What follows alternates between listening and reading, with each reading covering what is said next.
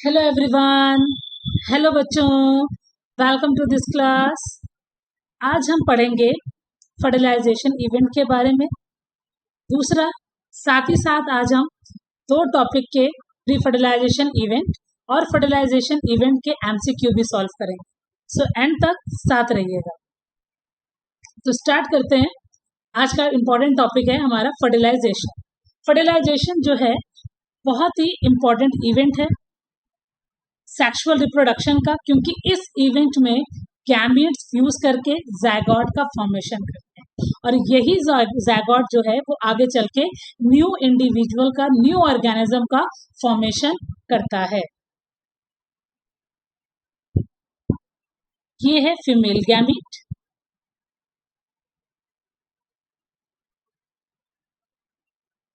ये है हमारे पास मोटाइल मेल गैमीट,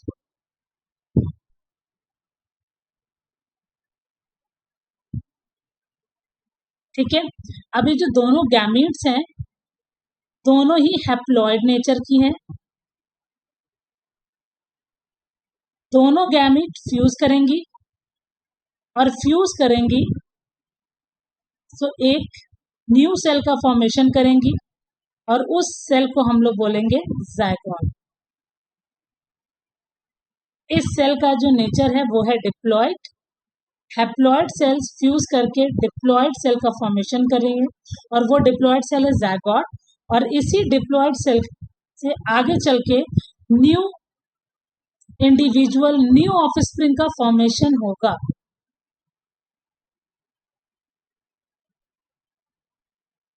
ठीक है।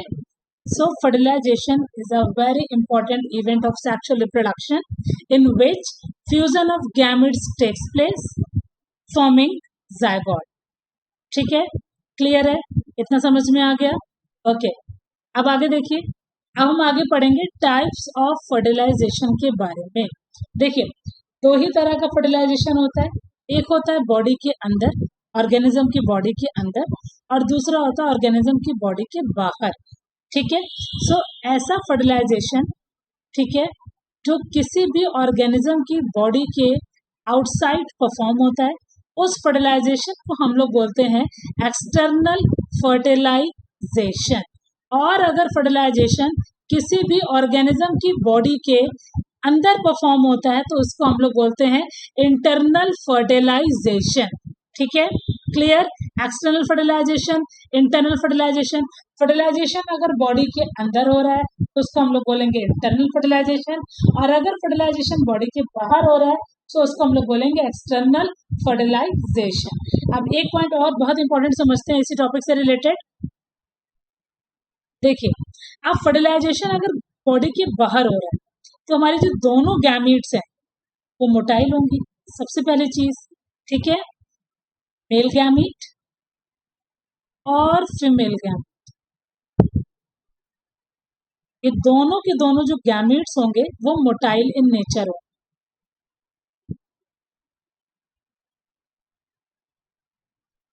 वाटर एक मीडियम है जिसके थ्रू गैमीट्स मूव करेंगे, एक दूसरे के क्लोज कांटेक्ट में आएंगे और किसका फॉर्मेशन करेंगे, एक सेल का, जिसको हम लोग बोलेंगे ज़ायगोट। सो ज़ायगोट का जो फॉर्मेशन हो रहा है अगर वो बॉडी के बाहर हो रहा है गैमीट्स के फ्यूजन से, सो उस फर्टिलाइजेशन को हम लोग बोलेंगे एक्सटर्नल फर्टिलाइजेशन। ठीक है। अब इसी में देखिए, अब इसमें एग्जांपल दिया हुआ मेजॉरिटी ऑफ एल्गी, मेजॉरिटी में सारी, मोस्ट ऑफ द एल्गीज आ रही है, बट कुछ ऐसी एल्गीज हैं जो नहीं आ रही। सो majority of algae, fishes, amphibians, ये परफॉर्म करते हैं एक्सटर्नल फर्टिलाइजेशन और मीडियम होता है बेटा उसमें वाटर। ठीक है। जितने भी ऑर्गेनिज्म एक्सटर्नल फर्टिलाइजेशन शो करते हैं वो लार्ज अमाउंट में गैमेट्स का प्रोडक्शन करते हैं ताकि ज्यादा से ज्यादा चांस मिले फर्टिलाइजेशन को और लार्ज नंबर में ऑफस्प्रिंग्स का प्रोडक्शन हो। Example bony fishes and frog, जो लार्ज अमाउंट में ऑफस्प्रिंग्स का करते हैं प्रोडक्शन। ठीक है, क्लियर। ओके, अब आगे देखिए। अब हम बात करते हैं इंटरनल फर्टिलाइजेशन की। इंटरनल फर्टिलाइजेशन जो फर्टिलाइजेशन है ये ऑर्गेनिज्म की बॉडी के अंदर परफॉर्म होता है। सो सीधे सीधे आपकी एक बात समझ में आ रही है कि इसमें जो फीमेल गैमीट है वो नॉन मोटाइल इन नेचर है और जो मेल गैमीट है वो मोटाइल इन नेचर है। फीमेल गैमीट जो है वो नॉन मोटाइल है और जो मेल गैमीट है वो मोटाइल है। ठीक है, सो मेल गैमीट मूव करके फीमेल गैमीट के कांटेक्ट में आएगा एंड देन ज़ायगोट का फॉर्मेशन करेगा। ऐसे प्रोसेस को हम लोग बोलते हैं इंटरनल फर्टिलाइजेशन। ठीक है, सो इंटरनल फर्टिलाइजेशन में मेल गैमेट्स मोटाइल होते हैं, जैसा कि मैंने आपको अभी बताया। Has reach to the egg, कहाँ जाते हैं वो? फीमेल की बॉडी के अंदर, और वहां जाके फर्टिलाइजेशन को परफॉर्म करते हैं, ज़ायगोट का फॉर्मेशन करते हैं और ज़ायगोट से बनते हैं न्यू इंडिविजुअल्स। ठीक है, बहुत सारे टेरेस्ट्रियल ऑर्गेनिज्म है। ठीक है, उसमें फंगस भी आता है। हायर एनिमल्स में रेप्टाइल्स, बर्ड्स, मैमल्स। मैमल्स वो ऑर्गेनिज्म होते हैं जिनमें मेमोरी ग्लैंड्स हैं जो अपने बच्चों को मिल्क फीडिंग करा सकते हैं। ठीक है, और मेजॉरिटी ऑफ प्लांट्स भी आते हैं, उसमें आते हैं ब्रायोफाइट्स, टेरिडोफाइट्स, जिम्नोस्पर्म और एंजियोस्पर्म। ठीक है, ये सारे के सारे ऑर्गेनिज्म जो हैं इंटरनल फर्टिलाइजेशन शो करते हैं। अब हम पढ़ेंगे एक्सटर्नल फर्टिलाइजेशन के एडवांटेजेस और डिसएडवांटेजेस के बारे में। तो देखिए, सबसे पहले चीज हम पढ़ते हैं एडवांटेज। क्या फायदा है एक्सटर्नल फर्टिलाइजेशन होने का? सो सबसे बड़ा फायदा तो ऑलरेडी हम डिस्कस कर चुके हैं। वो फायदा ये है कि लार्ज नंबर में ऑफस्प्रिंग्स का फॉर्मेशन होता है। लार्ज नंबर में ऑफस्प्रिंग्स का फॉर्मेशन होता है, ज्यादा से ज्यादा इंडिविजुअल्स बनते हैं उस पर्टिकुलर स्पीशीज के। ठीक है, ताकि उसकी जो रेस है वो कंटिन्यू हो पाए। ठीक है, और दूसरा, ज्यादा अमाउंट में हमें जेनेटिक वेरिएशन भी देखने को मिलता है। मतलब जो भी ऑर्गेनिज्म है उसके जीन्स में चेंजमेंट देखने को मिलता है with the help of external fertilisation. ठीक है, अब बात करते हैं डिसएडवांटेज की। अब डिसएडवांटेज देखिए, सबसे पहले तो लार्ज क्वांटिटी में गैमेट्स प्रोड्यूस होते हैं और बहुत ज्यादा अमाउंट में वो वेस्टेज भी हो जाते हैं। ठीक है, और कुछ तो ऐसे गैमेट्स होते हैं जो अनफर्टिलाइज रह जाते हैं, कुछ फीमेल गैमेट्स ऐसी होती हैं जो फर्टिलाइज नहीं हो पाती हैं। तो ये सबसे बड़ा डिसएडवांटेज है कि पहली चीज तो गैमेट्स का वेस्टेज हो रहा है और दूसरी चीज फीमेल गैमेट्स जो हैं वो अनफर्टिलाइज रह जा रहे हैं। ठीक है, मीन्स गैमेट्स तो हैं बट वो फर्टिलाइज नहीं हुई है। दूसरा, chances of fertilisation are diminished by environmental hazard. दूसरा, एनवायरमेंटल फैक्टर्स की वजह से, प्रेडेटर्स की वजह से फर्टिलाइजेशन के जो चांसेस हैं वो बहुत ज़्यादा कम हो जाते हैं, क्योंकि जो प्रेडेटर्स होते हैं वो गैमेट्स को किल कर देते हैं। बहुत सारे एनवायरमेंटल फैक्टर हैं, जैसे सपोज पानी में बाढ़ आ जाए तो हमारे जो गैमेट्स है उसका वेस्टेज हो जाता है, प्रॉपर तरीके से फर्टिलाइजेशन नहीं हो पाता है। ठीक है, दूसरा, एग और स्पर्म जरूरी नहीं है कि हमेशा कांटेक्ट में आए, कभी कभी ऐसा भी होता है कि कांटेक्ट में नहीं आ पाते, इसीलिए तो बोला गया था यहाँ पे अनफर्टिलाइज्ड। ठीक है, क्योंकि एग और स्पर्म आपस में क्लोज कांटेक्ट में नहीं आए। ठीक है, और सपोज अगर ज़ायगोट बन भी गए, ठीक है, सो ये भी हो सकता है कभी कभी ज़ायगोट में डेसिकेशन हो जाता है, एनवायरमेंटल फैक्टर्स की वजह से जो ज़ायगोट है वो डिस्ट्रॉय हो जाता है या प्रेडेटर उस पर अटैक करके उसको खा जाता है। सो बहुत सारे फैक्टर्स वेरी करते हैं एक्सटर्नल फर्टिलाइजेशन के डिसएडवांटेज को लेकर। ठीक है, अब हम बात करेंगे बच्चों internal fertilisation. So internal fertilisation का सबसे इम्पॉर्टेंट एडवांटेज ये है कि एनवायरमेंटल फैक्टर से हम एग को प्रोटेक्ट कर सकते हैं, प्रेडेटर से प्रोटेक्ट कर सकते हैं। ठीक है, दूसरा, चांस ऑफ सर्वाइवल जो है वो बहुत ज़्यादा होता है गैमेट्स का। ठीक है, दूसरा, डिस्ट्रॉय और डेसिकेट होने के चांसेस भी बहुत ज़्यादा कम हो जाते हैं। ठीक है, डिसएडवांटेज देखिए, डिसएडवांटेज ये बोल रहा है, डिसएडवांटेज इसका ये है कि lesser number of offsprings are produce, बहुत ही कम ऑफस्प्रिंग प्रोड्यूस होते हैं। ठीक है, क्योंकि अगर गैमीट बॉडी के अंदर है, फीमेल गैमीट अगर बॉडी के अंदर है, ठीक है, सो वो ज्यादा ऑफस्प्रिंग का प्रोडक्शन नहीं करती, ठीक है। दूसरा, additionally the risk of sexual transmitted diseases also increases. उसके अलावा सेक्सुअली ट्रांसमिटेड डिसीजेस का जो रिस्क है वो बढ़ जाता है। मतलब ऐसी बीमारी जो मेल टू फीमेल और फीमेल टू मेल की बॉडी में ट्रांसफर होती है, उसका रिस्क भी इंक्रीज हो जाता है विथ इंटरनल फर्टिलाइजेशन, ठीक है। सो इंटरनल और एक्सटर्नल का आपको एडवांटेजेस और डिसएडवांटेजेस बहुत अच्छे से क्लियर हो गए होंगे। अब देन नेक्स्ट, वेरी इंपॉर्टेंट, अब अगला क्वेश्चन ये रेज होता है, what would happen if syngamy does not occur. क्या होगा जब फर्टिलाइजेशन नहीं होगा ऑर्गेनिजम्स की बॉडी में। अगर फर्टिलाइजेशन ऑर्गेनिज्म की बॉडी में नहीं होगा तब क्या होगा। तब ऑर्गेनिज्म की बॉडी में एक प्रोसेस होता है, उस प्रोसेस को हम लोग बोलते हैं पार्थिनोजेनेसिस। सो अभी हमें ये समझना है व्हाट इज पार्थिनोजेनेसिस। पार्थिनोजेनेसिस में क्या होता है कि जो फीमेल गैमीट होती है, बिना मेल गैमीट का यूज किए फीमेल गैमीट डेवलप होके न्यू ऑर्गेनिज्म का फॉर्मेशन करती है विदाउट पार्टिसिपेट इन फर्टिलाइजेशन। बिना फर्टिलाइजेशन किए जब फीमेल गैमीट न्यू ऑर्गेनिज्म का फॉर्मेशन करती है, उस प्रोसेस को हम लोग बोलते हैं पार्थिनोजेनेसिस।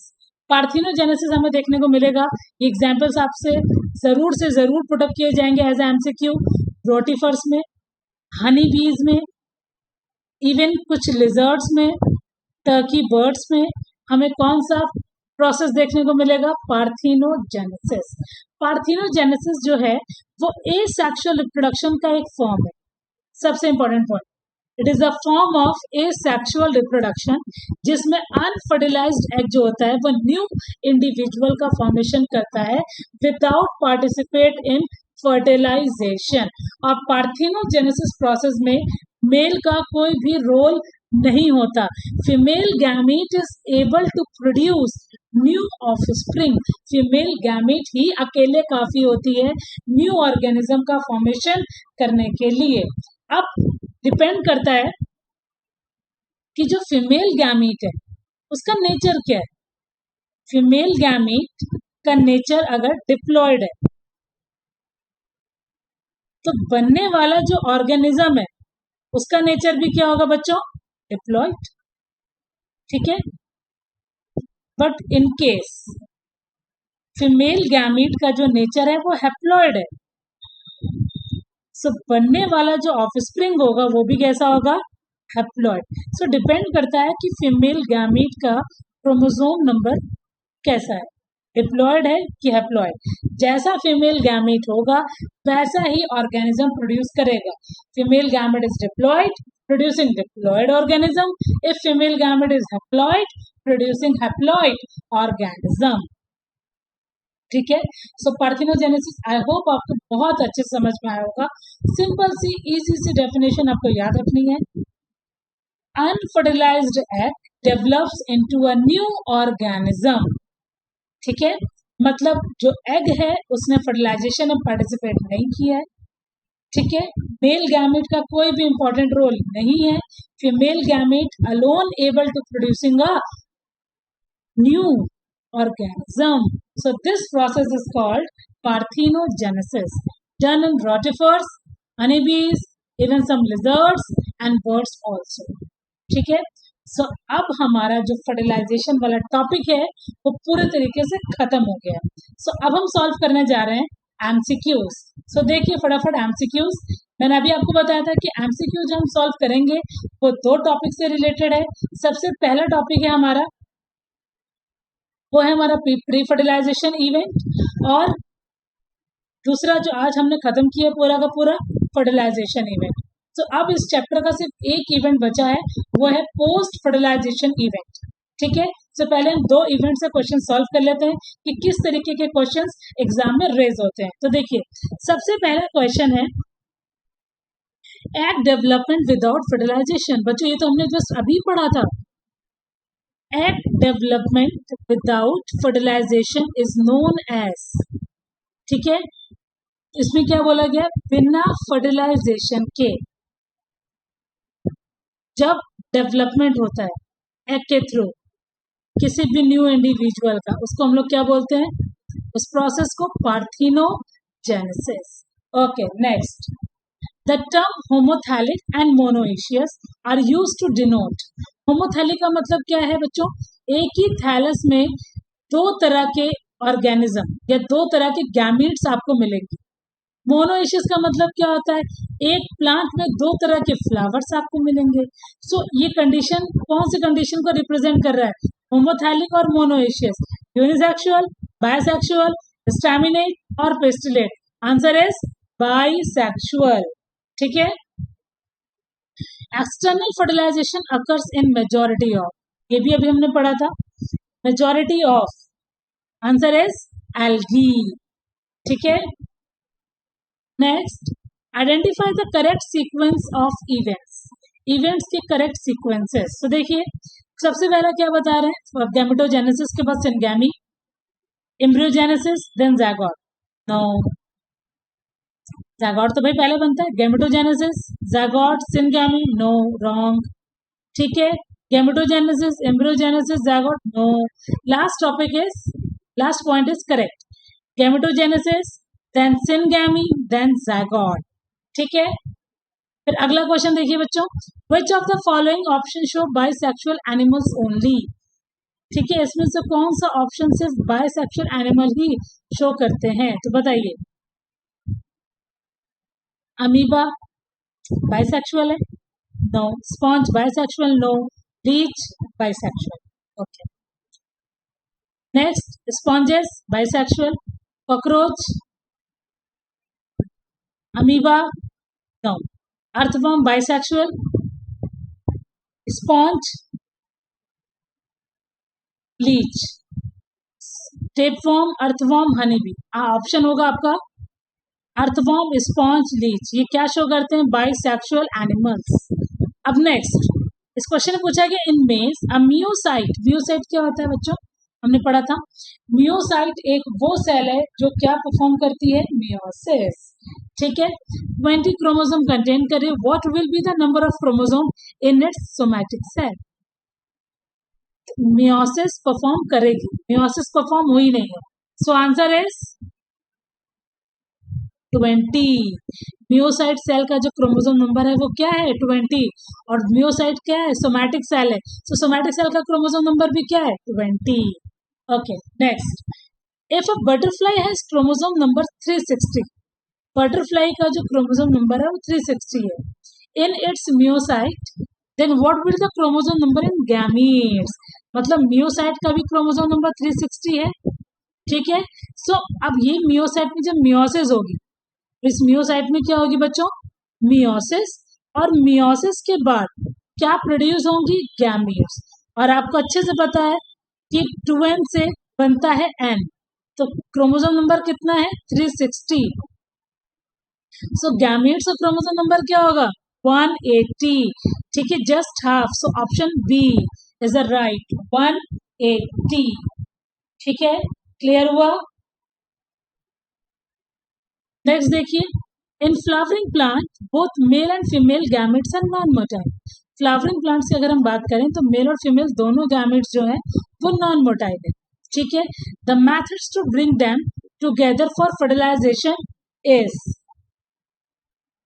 अब मेल गैमेट और फीमेल गैमेट तो चलो नॉन मोटाइल है, मेल गैमेट भी नॉन मोटाइल है, सो पॉलन ट्यूब की हेल्प से वो एंटर करेगी, फीमेल गैमेट के पास जाएगी, फ्यूज करेगी, ज़ायगोट बनाएगी। सो आंसर इज पॉलिनेशन। ठीक है, स्टेमिनेट फ्लावर प्रोड्यूसर्स, किस तरह के फ्लावर प्रोड्यूस करते हैं ये, स्टेमिनेट का मतलब है सिर्फ मेल पार्ट कंटेन करेंगे, और एंथ्रोजोइड को भी हम लोग क्या बोलते हैं, male part. So staminate flower produces antherozoids. ठीक है, okay. Sexual reproduction is considered more beneficial than asexual reproduction because, अब इसे बोला गया है कि जो सेक्सुअल रिप्रोडक्शन है वो ज्यादा बेनिफिशियल है कंपैरिजन टू एसेक्सुअल रिप्रोडक्शन। ठीक है, क्यों भाई, क्योंकि सेक्सुअल रिप्रोडक्शन के थ्रू वेरिएशन प्रोड्यूस होता है, and variation is the raw material of evolution. ठीक है, जो कि एसेक्सुअल रिप्रोडक्शन जो होते हैं, ठीक है, वो हमेशा क्लोन्स का प्रोडक्शन करते हैं, उनमें वेरिएशन नहीं होता है। सो आगे चल के एवोल्यूशन होने का भी कोई चांस नहीं होता है। सो ये रहे बेटा क्वेश्चंस जो आपने जो टॉपिक कंप्लीट कर लिए उससे रिलेटेड। सो आज का लेक्चर बच्चों अगर आपको बहुत अच्छा लगा हो सो मेरे चैनल को लाइक करें, शेयर करें, सब्सक्राइब करें, और लास्ट के लेक्चर्स का जो लिंक है वो डिस्क्रिप्शन बॉक्स में है, सो आप जाके वहां से वीडियोस को देख सकते हैं। मिलते हैं नेक्स्ट वीडियो के साथ। Bye bye.